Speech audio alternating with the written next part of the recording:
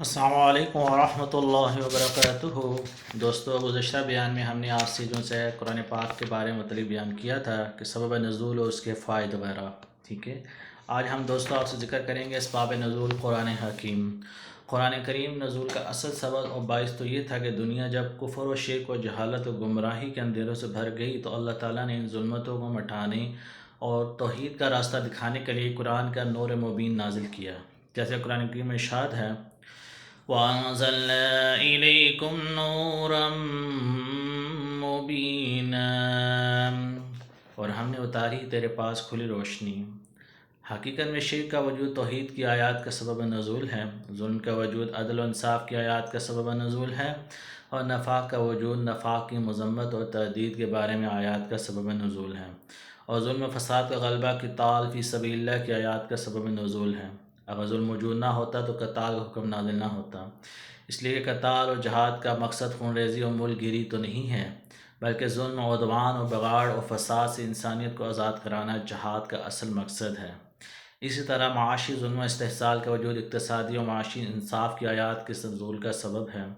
بد اخلاقی، فحاشی، عریانی اور سماجی خرابیوں کا وجود حسن اخلاق، حجاب و نقاب اور حسن معاشرت سے متعلق آیات کا نزول کا سبب ہے، اور سیاسی اور حکومتی ظلم و استحصال اور ریاستی جبر و استبداد کا وجود اسلامی سیاست اور حکومت بالعدل سے متعلق آیات و احکام کا سبب ہے۔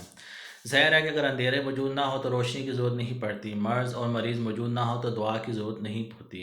نجاست اور گندگی نہ ہو تو طہارت اور نظافت کی ضرورت نہیں ہوتی، دن کے اجالے میں روشنی کا انتظام کرنا، صحت مند اور تندرست انسان کو دعا کھلانا یا پلانا، پاک و صاف جگہ پر پانی بہانا ایک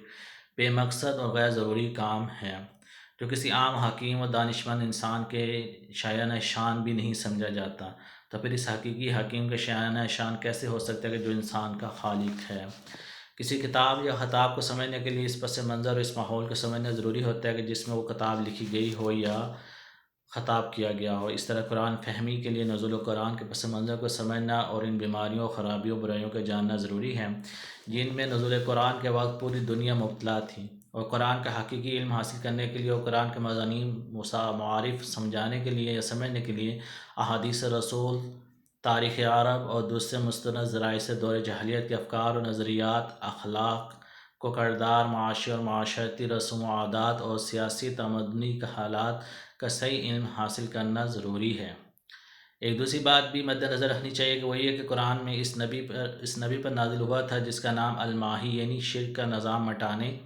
والا اور توحید کا نظام لانے والا پیغمبر ہے۔ اس لیے قرآن کے احکام اور معارف و مضامین کو صحیح معنی میں وہی شخص سمجھ سکتا ہے جو دعوت و تبلیغ کی اہمیت کو سمجھتا ہو۔ جو شخص اپنے گھر میں یا خانقاہ میں، مدرسے میں، کسی کمرے میں یا مسجد کے کسی کونے میں بیٹھ کر اور تصوراتی ماحول میں رہ کر قرآن فہمی کی کوشش کرتا ہے، وہ صرف نحوی نقاط اور فلسفیانہ مباحث میں تو ممکن ہے بڑا ماہر بن جائے، لیکن وہ قرآن کے احکام کو برسرزمین موجودہ حالات و واقعات میں منطبق نہیں کر سکے گا۔ اس لیے حالات و حاضرہ کا علم ہی دراصل شان نزول کا علم ہے، جس کے بغیر مسائل و نوازل اور حالات و واقعات پر آیات کو منطبق نہیں کیا جا سکتا۔ ابھی ہم نے آپ سے اسباب نزول و قرآن کا بیان کیا ہے، اس کا پارٹ 2 ہے کہ بعض آیات و سورہ کا خصوصی سبب نزول۔ یہ تو قرآن کے عمومی سبب نزول کا ذکر تھا، لیکن متعدد آیات ایسی بھی ہیں جن کا نزول کسی خاص واقعے یا خاص سوال کے پس منظر میں ہوا تھا، اور جب تک وہ خاص واقعہ یا سوال ذہن میں نہ ہو تو صرف عربیت کا قواعد و ضوابط کے مطابق لفظی ترجمے سے ان آیات کا صحیح مفہوم سمجھ میں نہیں آ سکتا۔ کسی آیت کی تفصیل اس سے متعلق قصے کو جانے بغیر اس کے شان نزول کے بیان کیے بغیر ممکن نہیں۔ تقی الدین دقیق العید متوفی 706 ہجری کہتے ہیں، سبب نزول کا بیان کرنا قرآن کے معانی اور مفاہیم کو سمجھنے کا قوی ذریعہ ہے، اور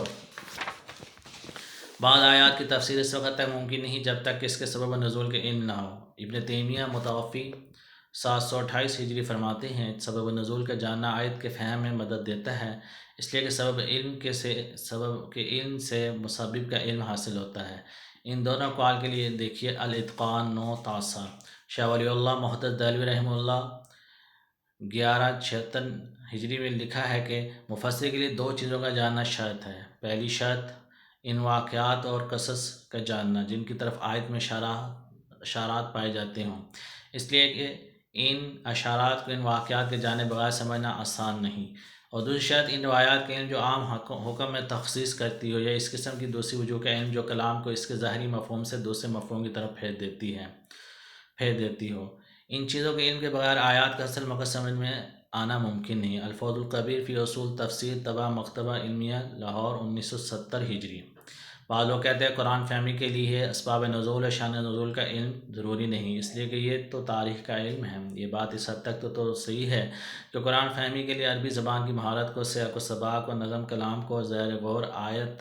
کے نظائر کو بنیادی اہمیت حاصل ہے، لیکن شان نزول سے متعلق روایات کے علم کے بغیر بعض آیات کا مفہوم و مقصد سمجھا نہیں جا سکتا۔ ان کی چند مثالیں پیش کی جا رہی ہیں، ان پر غور کیجئے تو شان نزول کی ضرورت واضح ہو جائے گی۔ قرآن پاک میں اللہ تعالیٰ فرماتے ہیں: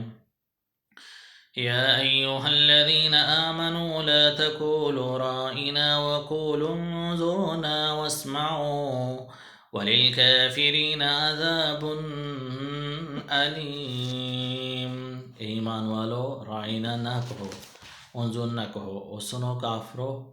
سنو اور کافروں کے لیے دردناک عذاب ہے۔ ایمان والو، رائنا نہ کہو،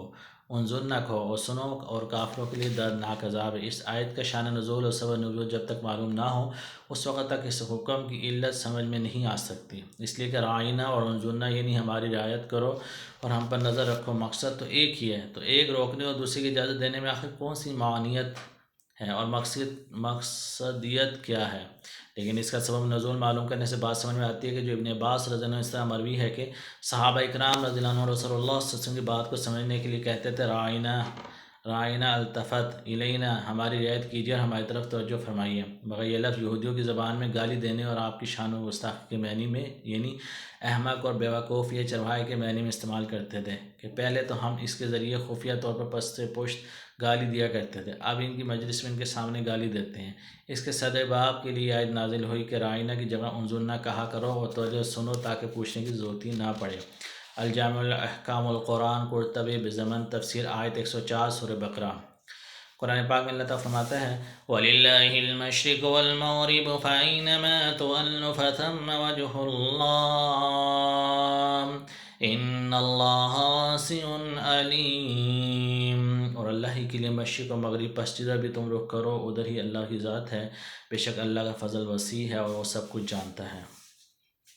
اور شان نزول کو مد نظر رکھے بغیر اس آیت پر غور کیا جائے تو اس سے بظاہر یہی معلوم ہوتا ہے نماز میں قبلے کی طرف رخ کرنا ضروری نہیں ہے، بلکہ صرف دل سے اللہ کی جانب توجہ کرنا ہی کافی ہے۔ حالانکہ دوسری آیت میں حکم دیا گیا ہے کہ تم جہاں کہیں بھی ہو نماز میں مسجد حرام یعنی کعبے کی جانب رخ کرو، لیکن شان نزول کی اس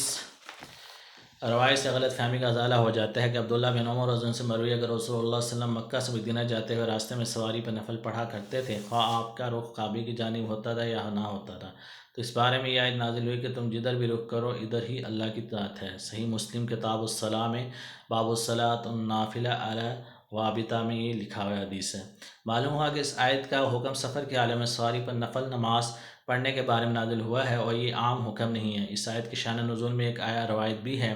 جب مسلمانوں کا قبلہ بیت المقدس سے بیت اللہ کی طرف تبدیل ہوا تو یہودی کہنے لگے کہ یہ بھی عجیب لوگ ہیں کہ 17 مہینے سے بیت المقدس کی طرف رخ کر کے نماز پڑھ رہے تھے، اب بیت اللہ کی طرف رخ کر کے نماز پڑھنا شروع کر دیا۔ اور ایک روایت میں وہ یہ بھی بعض صحابہ رضی اللہ عنہم سے دوران سفر اندھیرے میں نماز پڑھی اور کوشش کے باوجود قبلے کا علم نہ ہوا تو اس پر آیت نازل ہوئی، لیکن مسند روایت ابن عمر کی ہے کہ جس کے اوپر حوالہ دیا گیا ہے: إن الصفا والمروة من شعائر الله فمن حج البيت أو اعتمر فلا جناح عليه أن يطوف بهما ومن تطوع خيرا فإن الله شاكر عليم۔ بے شک صفا اور مروہ اللہ کی نشانیوں میں سے ہے، پس جو بھی بیت اللہ کا حج کرے یا عمرہ کرے تو اس پر گناہ نہیں کہ ان کے درمیان طواف کرے، اور جو بھی خوشی سے کوئی نیکی کرے تو اللہ قبول کرنے والا اور سب کچھ جانتا ہے۔ اس آیت سے بظاہر معلوم ہوتا ہے کہ صفا مروہ کے درمیان سعی کرنا ضروری نہیں ہے، بلکہ صرف ایک مباح اور جائز کام ہے، اس لیے فلا جناح علیہ کے ظاہری معنی یہی ہے کہ طواف کرنا اور نہ کرنا دونوں برابر ہیں۔ حالانکہ رسول اللہ صلی اللہ علیہ وسلم کی سنت ثابتہ اور اسوہ حسنہ سے معلوم ہوتا ہے کہ صفا مروہ کے درمیان طواف کرنا لازمی ہے۔ اس بنا پہ فقہاء اسلام سب کے سب اس کو ضروری سمجھتے ہیں۔ امام شافعی رحمہ اللہ کے نزدیک اگر سعی رہ گئی تو اس کے بعد بدلے میں دم یعنی قربانی دینا کافی نہیں۔ ہے بلکہ راستے سے واپس آ کر سعی کرنا لازم ہے۔ اور امام ابو حنیفہ رحمہ اللہ کے نزدیک سعی واجب ہے، لیکن اگر رہ گئی تو اس کے بدلے میں دم یعنی قربانی دینا کافی ہے، اور راستے سے واپس آ کے سعی کرنا لازم نہیں۔ یہ اختلاف صرف اس بارے میں ہے کہ سعی نہ کرنے کی اطلافی جانور کی قربانی دینے سے ہو سکتی ہے یا نہیں ہو سکتی، ورنہ اس کے واجب ہونے میں کسی کا اختلاف نہیں ہے بلکہ سب کا اتفاق ہے۔ احکام القرآن جساس بزمن تفسیر آیت نمبر 158 سورہ بقرہ۔ ہمارا بیان آگے جاری ہے، آپ ضرور سنیں گا۔ اللہ جزائے خیر دے، جزاک اللہ۔